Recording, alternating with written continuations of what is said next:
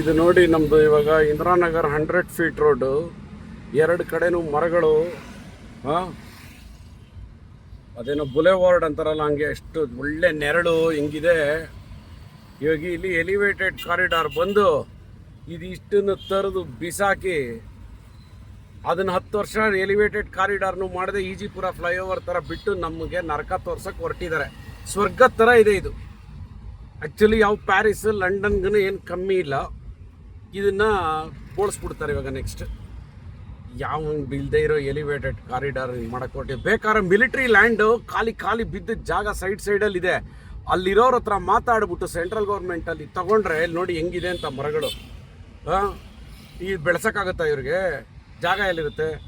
ಆ ಮಿಲಿಟ್ರಿ ಲ್ಯಾಂಡ್ಗಳಲ್ಲಿ ಇರೋದನ್ನು ತೊಗೊಂಡು ಒಂದು ಸೈಡಿಂದ ಜಾಗ ಮಾಡ್ಕೊಂಡು ಅಂಡರ್ ಪಾಸು ಟನಲ್ಲು ಏನಾದರೂ ಮಾಡಿದ್ರೆ ಅದ್ರೊಳಗಡೆ ಕೆಲಸ ಆಗುತ್ತೆ.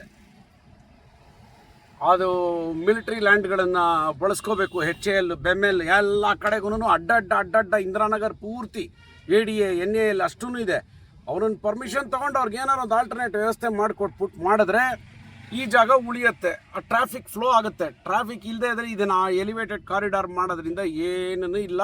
10% ಕಮ್ಮಿ ಆಗೋ ಬದಲು ಇನ್ನು 20% ಜಾಸ್ತಿ ಆಗುತ್ತೆ ಅಷ್ಟೇ. ಎಲ್ಲ ಹೋಯ್ತು. ಯಾರ್ಯಾರು ಇದನ್ನು ಒಪ್ಕೋತಿರೋ ಲೈಕ್ ಮಾಡಿ, ಶೇರ್ ಮಾಡಿ. ನಾನೊಬ್ಬ ಇಲ್ಲಿ ಇಂದಿರಾನಗರ ನಿವಾಸಿ ಬಿಟ್ಟು ಏನೂ ಅಲ್ಲ ಬೇರೆ.